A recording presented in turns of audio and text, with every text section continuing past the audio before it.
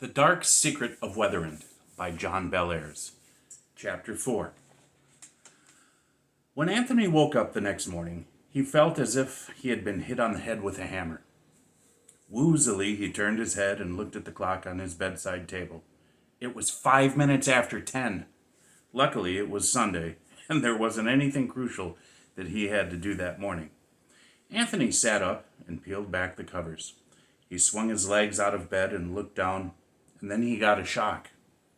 He was wearing his socks. How in the heck had that happened? Anthony never wore his socks to bed. Curious, he turned and looked at the chair and stood at the foot of his bed. He always draped his shirt and pants neatly over the chair if he was going to wear them the next day, and laid out tomorrow's underwear and socks on top of the pants. But the chair was bare, and his clothes lay scattered all over the bedroom floor. Anthony was frightened. He thought about the blank feeling he had had yesterday, and he became even more upset. What was going on? Anthony went down the hall to the bathroom. He splashed water on his face and brushed his teeth. As he was rinsing his mouth, he thought about the book full of J.K. Borkman's mad ravings about meeting his son, Anders. Maybe there was a curse on the book. Maybe that was why his mind had been playing tricks on him lately. Well, if that was the case, he ought to just take the book out and burn it in the incinerator in the backyard. Anthony walked back to his bedroom. Carefully, he began to open the bottom left-hand drawer of his desk. Inch by inch, he slid it out, as if he expected the book to spew flames in his face. A little more, and then he got his third shock of the morning. The book was gone. Anthony stepped back. His mouth dropped open, and he could feel the palms of his hands getting sweaty. Then, all of a sudden, he got angry. His mother! Had she been messing around in his desk and swiped the book? Anthony's mother was a bit on the nosy side. She found it hard to keep out of his business, and once or twice she had even opened mail that had been sent to him. For the time being, all worries about these mysterious goings-on were swept out of Anthony's mind. His mother had no right to go poking around in his desk, and Anthony would go downstairs and tell her so. Mrs. Monday was sitting at the kitchen table, cutting up carrots for the big Sunday dinner. She was not a pleasant-looking person. Her mouth was always set in a thin-lipped, suspicious frown. She could be kind, but she had a sour attitude toward the world in general. Anthony burst into the room filled with righteous anger. "Mom," he said in a loud, accusing voice, "did you take a book out of my desk?" Mrs. Monday laid down the paring knife. At first, she looked utterly stunned, but then she got angry. "No," she said in a voice that was just as loud as his.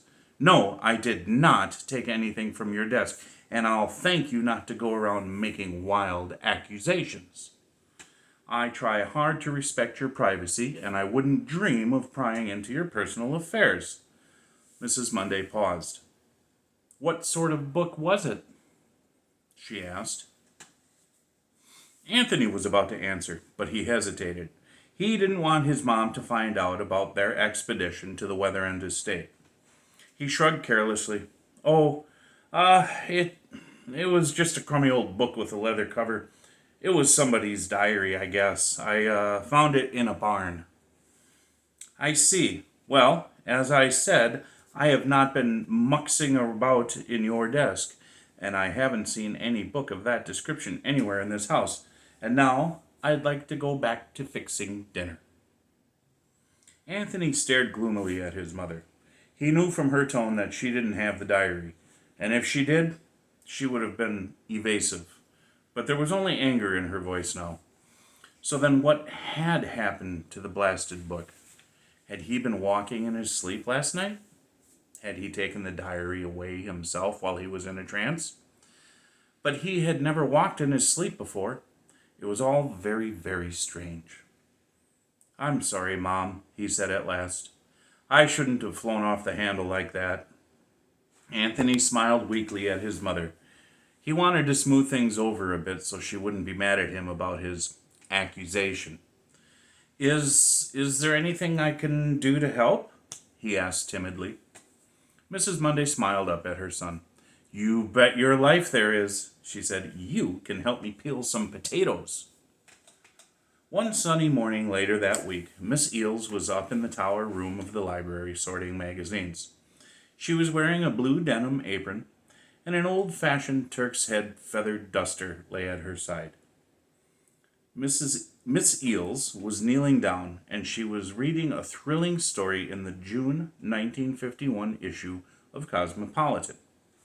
That was the trouble with sorting magazines. You just had to stop every now and then to look at something fascinating. Oh well, it was better to do this than to think about what was going on at 4 o'clock that afternoon.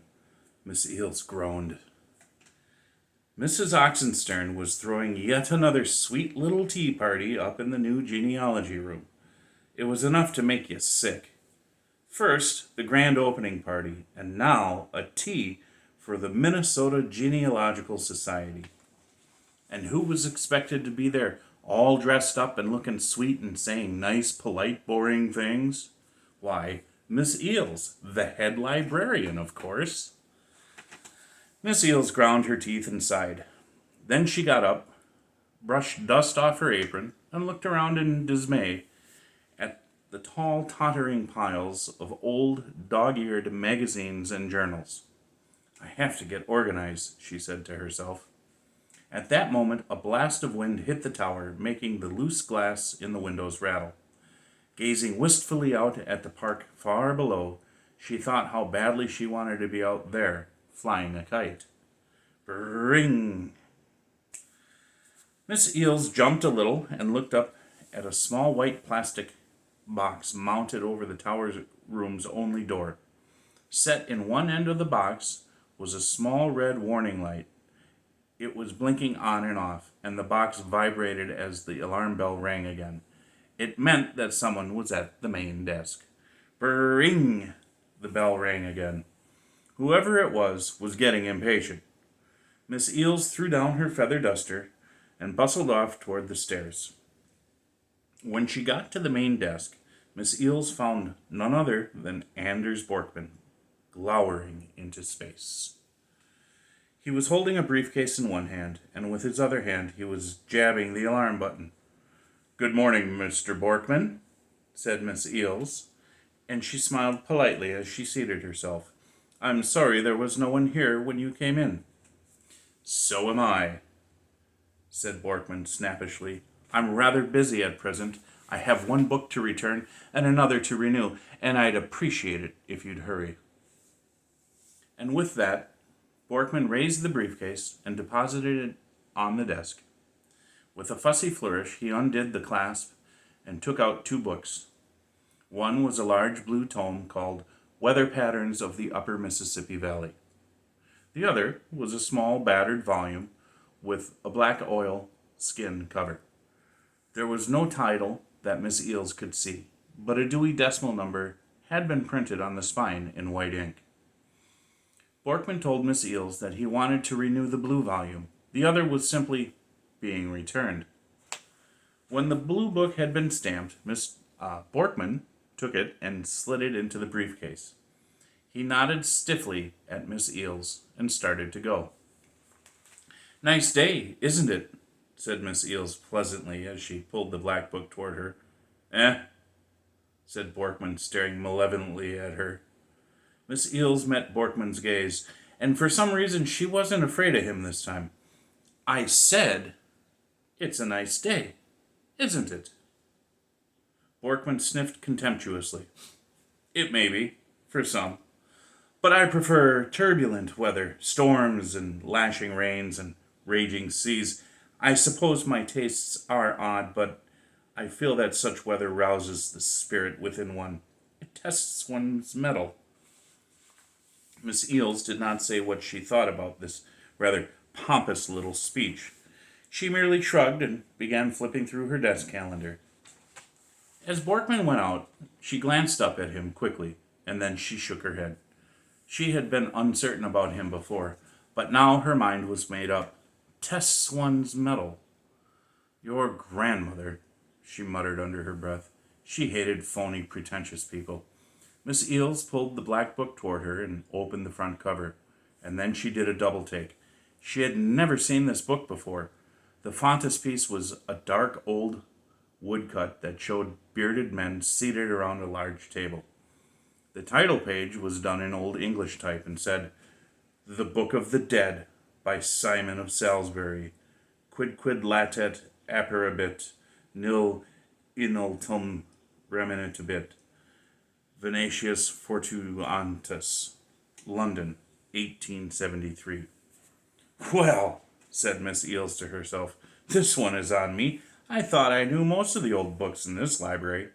She flipped through it quickly, and to her surprise, she found that it was all printed in Old English letters, and appeared to be written entirely in Latin.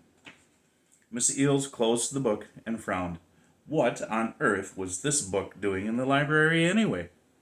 Several years ago, she had gone through the place thoroughly, trying to weed out all the old unreadable books that had just been gathering dust for years. How had this one gotten past her? Miss Eels turned it over in her hands.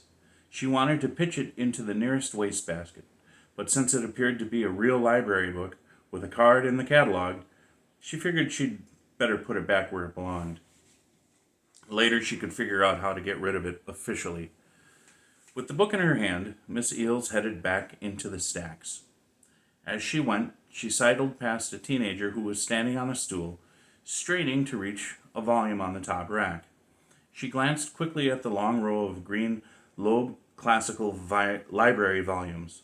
Again, she checked the book's decimal number. Aha! This was the right section. Miss Eels stopped.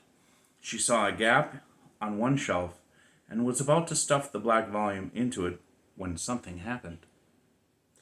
There was a slight hissing sound, and a puff of bluish dust rose from the top of the book. Like pipe smoke, the little dust cloud came twisting and drifting through the air. A sweetish, perfumey smell tickled Miss Eels' nostrils. She felt dazed and a little faint, and suddenly in her mind's eye she saw that ring of standing stones again. 4 leaning weathered boulders on a grassy hill, and in the background a dark humpbacked mountain and a stormy sky. Then the vision vanished, and the cloud of sweet-smelling dust was gone. Miss Eels stood there, stunned with the black book in her hand. She felt very confused and a bit frightened. Had she been working too hard lately? Overworked, worn out people sometimes had hallucinations. Maybe she ought to take a couple of aspirin and go lie down for a bit. She stuck the book into the gap on the shelf and hurried away. Miss Eels stayed in her office for the rest of the morning and then went out to lunch. When she got back, she felt lightheaded and feverish. Maybe she was coming down with a cold. Oh well, if she was, there wasn't much that could be done about it. The early afternoon passed in its usual way, and then, at 3:45, Anthony showed up for work. That was late for him, but he had to stay after school for a play rehearsal. He found Miss Eels standing in front of the fireplace in the east reading room. She was staring at herself in the mirror that hung over the mantel, and she was fiddling with loose strands of gray hair that stuck out from her bun-shaped hairdo. "Oh, hi, Anthony," she said, turning. "I'm getting all gussied up for that shindig that's going on upstairs at 4. Don't I look devastating?" Anthony giggled. "Yeah, you look okay, I guess." Miss Eels made a face. "I honestly don't know," she sighed. "Sometimes I wonder if I was cut out to be a little old lady. I'm supposed to like tea parties, but personally, I'd rather be on a slow boat to China. Also, I feel kind of out of sorts today. Oh well, I don't suppose I have to stay forever. See you later." And with that, Miss Eels turned and dragged herself toward the staircase. From the look on her face, you would have thought she was going to the dentist to have a wisdom tooth pulled. After a few minutes later, Miss Eels stepped into the genealogy room. There were ladies galore, tall ones, short ones, fat ones, thin ones. in a flower print dresses with cameo brooches, lace at the throat, pearl necklaces, and all. On a table near the door stood 2 silver-plated urns, one with hot water for tea and the other with coffee, and a huge glass punch bowl full of pinkish liquid. Nearby on another table were plates of little triangular sandwiches and bowls of peanuts. At the far end of the room, a string quartet was playing. In the midst of all this was Mrs. Oxenstern, bigger than life and twice as bossy looking. She was wearing her best white silk dress, and on her collar was the jeweled American flag pin that she had always wore on special occasions. And, as usual, her silver-gray hair was done in a rippling, permanent wave that looked so permanent. Miss Eels always imagined attacking it with a hammer and chisel to uncover the plaster beneath. Everything was as it should be, polite and proper, and indescribably boring. Miss Eels advanced into the room. She passed up the tea urn and the coffee urn, and took a cup of punch. She sipped and winced. It was so sweet that it made her fillings ache. With the cup in her hand, she turned and looked this way and that. And at that moment, something very strange happened. It was as if Miss Eels had been suddenly seized by some force outside herself. She went reeling madly across the room, elbowing people aside and slopping punch everywhere. She stopped in front of Mrs. Oxenstern, and then, with a jerky motion of her hand, she threw the punch all over the front of the fat woman's dress. All Mrs. Oxenstern could do was stare in stupefied horror.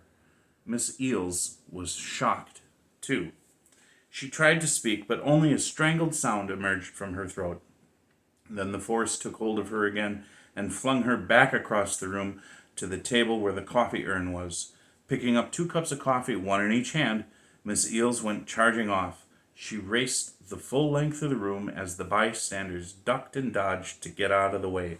She was headed straight towards the large Chinese vase that stood on a pedestal near one of the tall windows, one of Mrs. Oxenstern's prized possessions.